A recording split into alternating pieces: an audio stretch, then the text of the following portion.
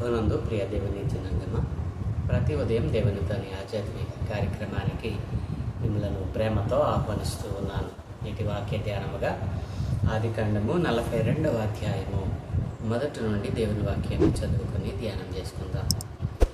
ధాన్యము ఐగుప్తులో ఉన్నదని యాకోబు తెలుసుకున్నప్పుడు, మీరేలా ఒకరి ముఖము ఒకరు చూచుకొనుచున్నారని తన కుమారులతో అనెను.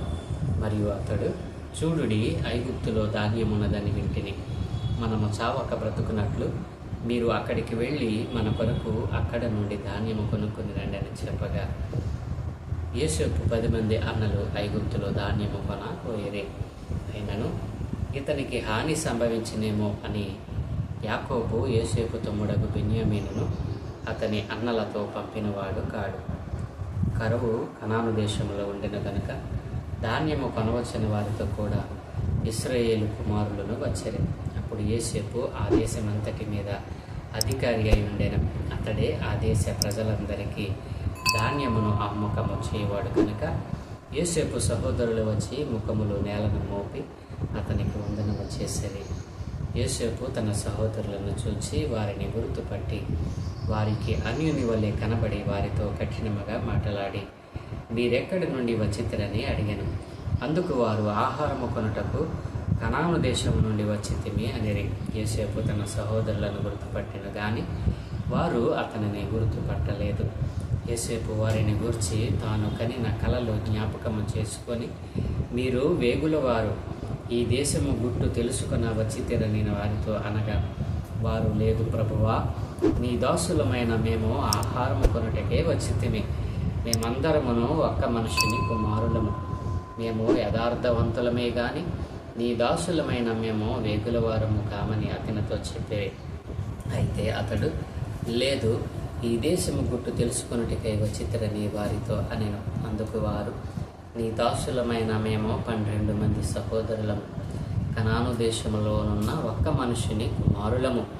ఇదిగో, కనిష్ఠుడు నేడు మా తండ్రి యొద్ద ఉన్నాడు, ఒకడు లేడు అని ఉత్తరమిచ్చారు. అయితే యోసేపు, మీరు వేగుల వారని నేను మీతో చెప్పిన మాట నిజమే. దీనివలన మీ నిజము తెలియబడును. ఫరో జీవముతోడు మీ తమ్ముడు ఇక్కడికి వచ్చితేనే గాని మీరు ఇక్కడ నుండి వెళ్ళకూడదు. మీ తమ్మును తీసుకుని వచ్చుటకు మీలో ఒకని పంపుడి. అయితే మీరు బంధింపబడి ఉందరు. అట్లు మీలో సత్యమున్నదో లేదో మీ మాటలు శోధింపబడును. లేని ఎడల ఫరో జీవముతోడు మీరు వేగుల వారిని చెప్పి వారిని 3 దినములు చెరసాలలో వేయించెను. 3వ దినమున యోసేపు వారిని చూచి, నేను దేవునికి భయపడి వాడను, మీరు బ్రతుకున్నట్లు దీన్ని చేయుడి. మీరు యథార్థవంతులైతిరా, మీ సహోదరులలో ఒకడు ఈ చెరసాలలో బంధింపబడలేను. మీరు వెళ్ళి మీ కుటుంబముల కరువు తీరుటకు ధాన్యము తీసుకుని పోవుడి. మీ తమ్ముని నా యొద్దకు తీసుకుని రండి. అట్లు మీ మాటలు సత్యమైనట్టు కనబడిన గనుక మీరు చావరని చెప్పాను. వారు అట్లు చేసిరి. అప్పుడు వారు నిశ్చయముగా, మన సహోదరుని ఎడల మనము చేసిన అపరాధమునకు శిక్ష పొందుచున్నాము. అతడు మనలను బతిమాలుకొనినప్పుడు మనము అతని వేదన చూచియు వినకపోతేమి, అందువలన ఈ వేదన మనకు వచ్చినని ఒకనితో ఒకడు మాట్లాడుకున్నది. మరియు రూబేను, ఈ చిన్నవాని ఎడల పాపము చేయకూడని నేను మీతో చెప్పలేదా? అయినను మీరు వినరైతిరి కనుక అతని రక్తాపరాధము మన మీద మోపబడుచున్నదని వారికి ఉత్తరమిచ్చాను. అయితే ద్విభాషి వారి మధ్య ఉండెను గనుక తన మాట యోసేపు గ్రహించనని వారు తెలుసుకొనలేదు. అతడు వారి యొద్ద నుండి అవతలకు పోయి ఏడ్చి మరలా వారి యొద్దకు వచ్చి వారితో మాట్లాడి వారిలో షిమ్యోనును పట్టుకొని వారి కన్నుల ఎదుట అతన్ని బంధించాను. మరియు యోసేపు వారి గోనెలను ధాన్యముతో నింపుటకును, ఎవరి రోకలు వారి గోనెలో తిరిగి ఉంచుటకును, ప్రయాణము కొరకు భోజన పదార్థములు వారికి ఇచ్చుటకును ఆజ్ఞ ఇచ్చెను. అతడు వారి ఎడల ఇట్లు జరిగించెను. వారు తాము కొనిన ధాన్యమును తమ గాడిదల మీద ఎక్కించుకొని అక్కడ నుండి వెళ్ళిపోయిరి. అయితే వారు దిగిన చోట ఒకడు తన గాడిదకు మేత పెట్టుటకై తన గోనె విప్పినప్పుడు అతని రోకలు కనబడెను. అవి అతని గోనె ముద్దులో ఉండెను. అప్పుడు అతడు, నా రోకలు తిరిగి ఇచ్చివేసినారు, ఇదిగో ఇవి నా గోనెలోనే ఉన్నవని తన సహోదరులతో చెప్పాను. అంతటా వారు గుండె చెదిరిపోయిన వారై జడిసి ఇదేమిటి, దేవుడు మనకిట్లు చేసినని ఒకరితో ఒకడు చెప్పుకునేది. వారు కనాను దేశమందున తమ తండ్రి అయిన యాకోబునందుకు వచ్చి తమకు సంభవించినది యావత్తును అతనికి తెలియజేశారు. ఎట్లనగా, ఆ దేశమునకు ప్రభువైన వాడు మాతో కఠినముగా మాట్లాడి, మేము ఆ దేశమును వేగు చూడవచ్చిన వారమని అనుకునేను. అప్పుడు మేము యథార్థవంతులమో వేగుల వారము కామో, 12 మంది సహోదరులమో, ఒక్క తండ్రి కుమారులమో. ఒకడు లేడు, మా తమ్ముడు నేడు కనాను దేశమందు మా తండ్రి యొద్ద ఉన్నాడని అతనితో చెప్పితిని. అందుకు ఆ దేశపు ప్రభువు మమ్మను చూచి, మీరు యథార్థవంతులని దీని వలన నేను తెలుసుకొందును. మీ సహోదరులలో ఒకరిని నా యొద్ద విడిచిపెట్టి మీ కుటుంబములకు కరువు తీరునట్లు ధాన్యము తీసుకుని పోయి నా యొద్దకు ఆ చిన్నవారిని తోడుకొని రండి. అప్పుడు మీరు యథార్థవంతులే గాని వేగుల వారు కారని నేను తెలుసుకొని మీ సహోదరుని మీకు అప్పగించెదను. అప్పుడు మీరు ఈ దేశమందు వ్యాపారము చేసుకొనవచ్చునని చెప్పాననిరి. వారు తమ గోనెలను కుమ్మరించినప్పుడు ఎవరి రోకల మూట వారి గోనులో ఉండెను. వారును వారి తండ్రియు ఆ రోకల మూటలు చూచి భయపడిరి. అప్పుడు వారి తండ్రి అయిన యాకోబు వారిని చూచి, మీరు నన్ను పుత్రహీనునిగా చేయుచున్నారు. యోసేపు లేడు, షిమ్యోను లేడు, మీరు బెన్యామీనును కూడా తీసుకుని పోదురు. ఇవన్నీ నాకు ప్రతికూలముగా ఉన్నవని వారితో చెప్పాను. అందుకు రూబేను, నేను అతనిని యొద్దకు తీసుకుని రాని ఎడల నా 2 కుమారులను నీవు చంపవచ్చును. అతని నా చేతికి అప్పగించును. అతని మరలా నీ యొద్దకు తీసుకుని వచ్చి అప్పగించేదనని తన తండ్రితో చెప్పాను. అయితే అతడు, నా కుమారుని మీతో వెళ్ళనీయను. ఇతని అన్న చనిపోయాను, ఇతడు మాత్రమే మిగిలి ఉన్నాడు. మీరు పోవు మార్గమున ఇతనికి హాని సంభవించిన ఎడల నెరసిన వెంట్రుకలు గల నన్ను మృతుల లోకంలోనికి దుఃఖముతో దిగిపోనట్లు చేయదురని చెప్పాను. ఆమేన్. ప్రభునందు ప్రియదేవుని పిల్లలారా, చదవబడినటువంటి లేఖనం నిమిత్తమే ప్రార్థన చేద్దాం. మమ్మల్ని మిక్కిలిగా ప్రేమించుచున్న మా ప్రియ పరలోకపు తండ్రి, గొప్ప దేవ, మీ ఘనమైన ఉన్నతమైన మనకి స్తోత్రాలయ్య. ఏ మనిషి లేని మా బ్రతుకులలో మరొక నూతన దినాన్ని దయచేసినందుకే స్తోత్రాలు తండ్రి. ఈ ఉదయకాలమున మేము ధ్యానం చేయడం కొరకు చదువుకున్న ఈ లేఖన భాగాన్ని మా కొరకు దీవించండి.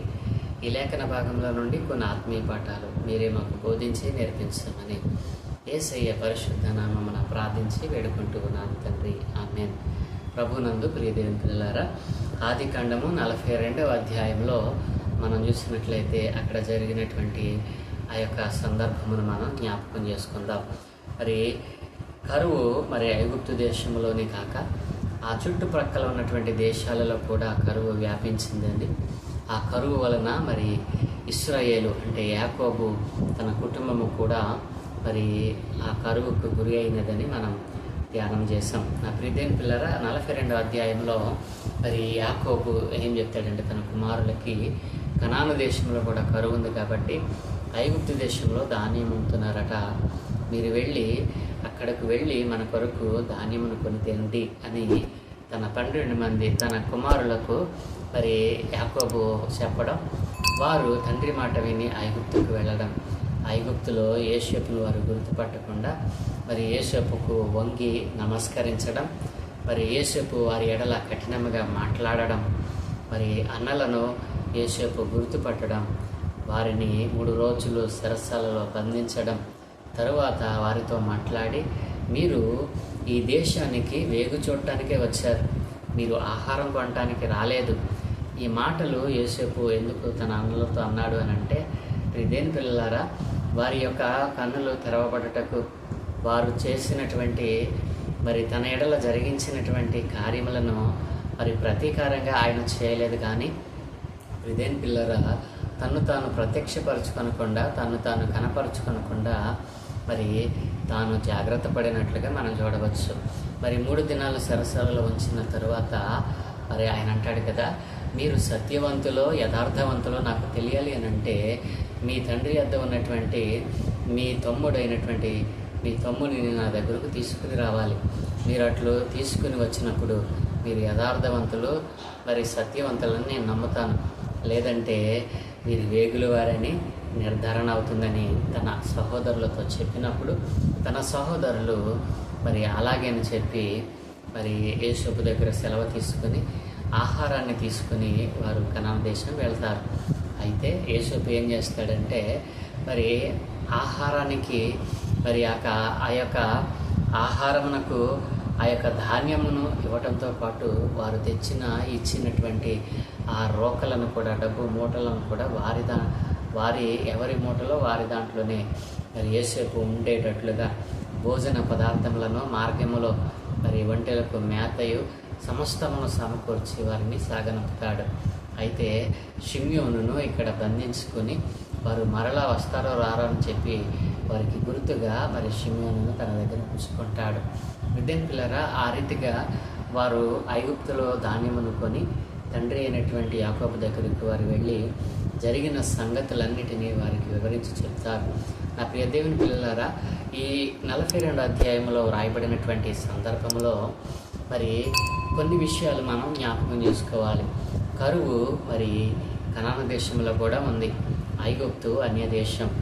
ప్రియదేవుని పిల్లరా, మన విశ్వాస జీవితంలో కొన్నిసార్లు మరి అన్య సంబంధమైన వారి దగ్గర నుండి మరి అన్య సంబంధమైన వారి కార్యక్రమంలో మనం పాల్గొకూడదు, కానీ క్రయ విక్రయాలు చేయకూడదని నియమం అంటూ ఏది మనకు లేదు.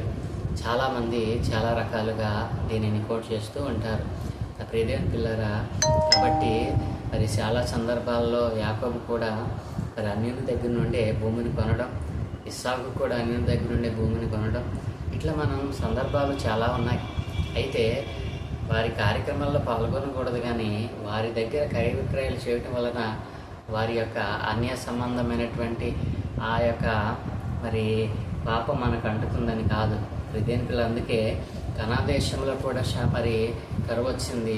అందుకే మరి తన కుమారులను ఐగుప్తుకు వెళ్ళి దాని కొనుక్రమని పంపిస్తాడు యాకోబు.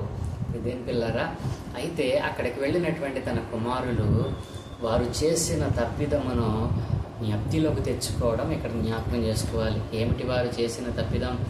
తన సహోదరుడైనటువంటి యోసేపు పట్ల వారు కఠినముగా వ్యవహరించారు.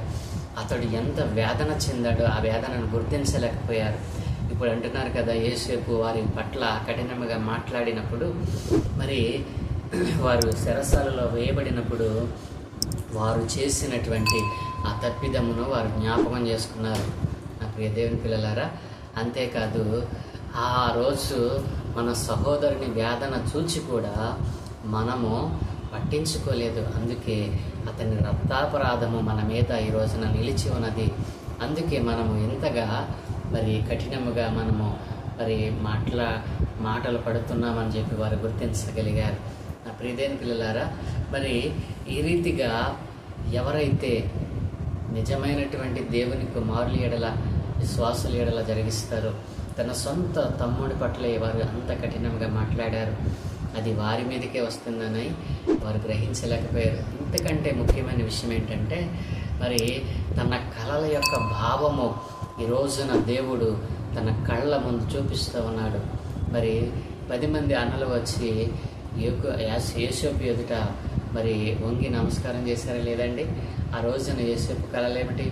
మరి పనులు మరి నా పనుకు మీరందరూ నమస్కరించడం నేను చూశాను అని చెప్పినప్పుడు వారు అసూయపడ్డారు, ద్వేషించారు యోసేపును. కానీ దేవుడు ఎవరైతే ద్వేషించారో, ఎవరైతే అసూయపడ్డారో వారిని అదే స్థితిలోనికి నడిపించాడు.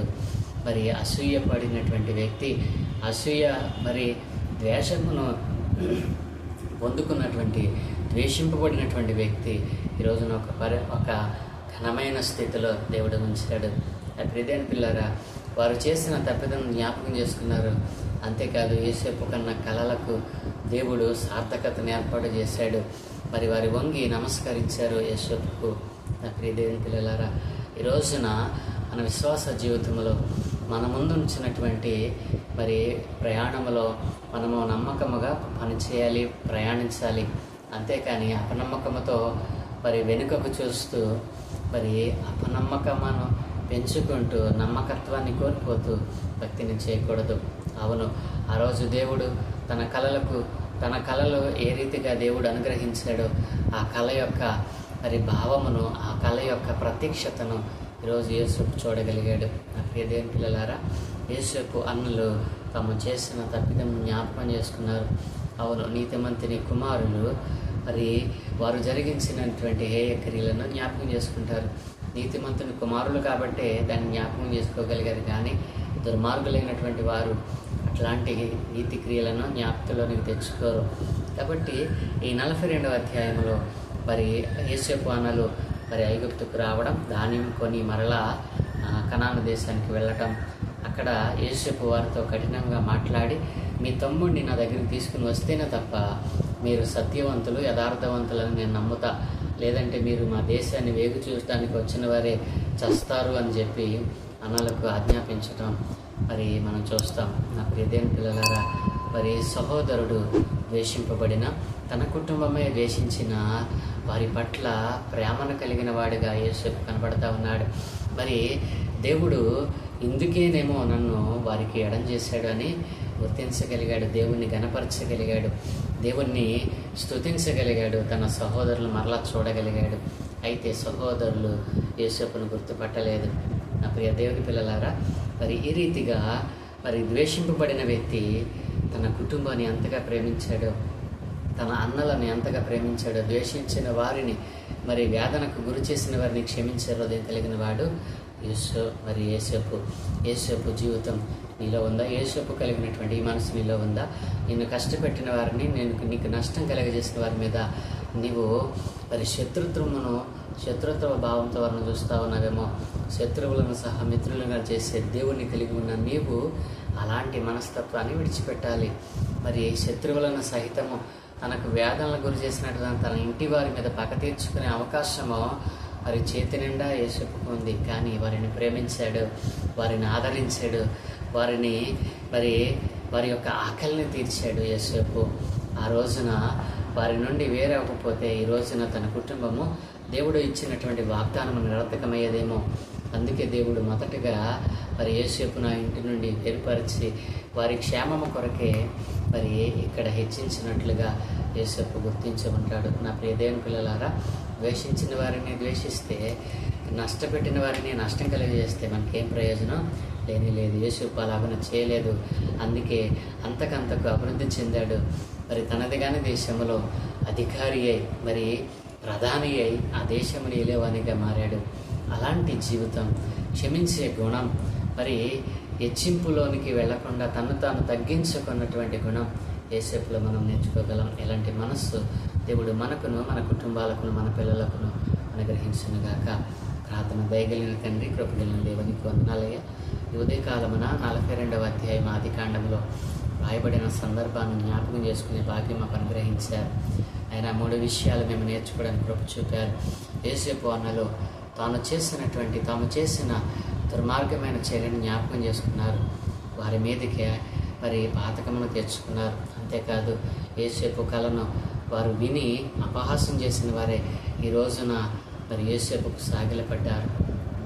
తండ్రి, ఈ రోజున నాయన ఇదిగో మాకు బలం ఉందని, ఆస్తి ఉందని, అంగబలం ఉందని అనేక మందిని తృణీకరించి భ్రష్టులైపోయి ఈ రోజున ఎందుకు పనికిరాని వారిగా మారిపోయిన వారిని సహితము అయా నీవు లేపిన వాడవు, వారిని దర్శించిన వాడు, వారి స్థితిని తెలియజేసిన వాడు, స్థితిని ఎరగకుండా ప్రవర్తించిన ప్రతి ఒక్కరితో మీరు మాట్లాడి అయ్యా ఇదిగో తండ్రి, ఎవరిని ఏ స్థితిలో ఉంచారో ఆ స్థితిలోనే మీకు నమ్మకస్తులుగా బ్రతకడానికి కృప చూపమని, యేసేపు లాంటి మనస్తత్వము, యేసేపు లాంటి ఆలోచన ధోరణి, యేసేపు లాంటి భక్తి, మరి భయభక్తులతో కూడినటువంటి విశ్వాసము మాకును అనుగ్రహించమని, అనేక మంది యవన బిడ్డలు నాయన మీకు ఉపయోగపడే పాత్రలుగా తయారు చేయమని, స్వార్థ పనుల వారిని ఒక బలమైన పాత్రలుగా వాడుకొనమని, ఈ స్వార్థకు అడ్డుగా ఉన్న ప్రతి గోడను తొలగించి మీరే మహిమ ఘనత ప్రభావాలు పొందుకోమని యేసయ్య పరిశుద్ధ నామమున ప్రార్థించి వేడుకుంటున్నాము తండ్రి. ఆమేన్, ఆమేన్, ఆమేన్.